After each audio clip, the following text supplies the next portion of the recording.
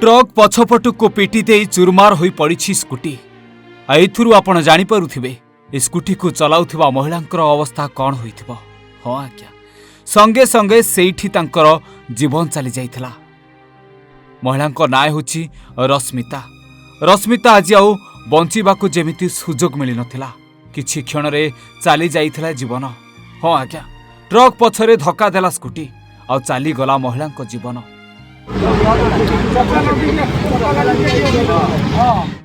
पुणी रक्त रंजित होईछि 16 नंबर जातीय राजपथ।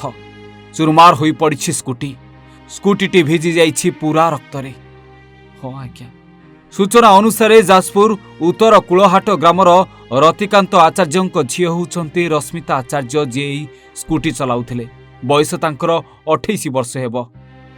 चंडीखोलू निज घर को जाउथिबा समय 16 नंबर जातीय राजपथ जारका गोकर्णेश्वर मंदिर निकटरे पूर्वरु छिड़ा होई रहितिबा एक मालबाही आईचर पछरे धक्का होइतिला तांको स्कूटी। दुर्घटना एते भयंकर थिला जे घटनास्थल रे ही रश्मितांकर जीवन चली जाइथिला। स्कूटी एथिरे लागिथिबा एसबु वस्त्र को देखि पारुथिबे जेमिति रक्त रे संपूर्ण भिजी जाइछि। तेबे स्वामी राज्य बाहर रहुथिबा बेले कटक रेभेन्सारे सिक्यूरिटी भाबे काम करुथिले रश्मिता। धर्मशाला पुलिस पहुंची अधिक तदंत करने सह शवटी को व्यवच्छेद निमंते धर्मशाला गोष्ठी स्वास्थ्य केन्द्र को पठाइथिला। ए घटना पछरे मूल कारण बेआईन पार्किंग बोली साधारण चर्चा हेउछि। तेबे 16 नंबर जातीय राजपथ उपरे बारंबार दुर्घटना घटिबा परे भी बेआईन पार्किंग उपरे रोक लगेबारे विफल काहींकि जिला प्रशासन।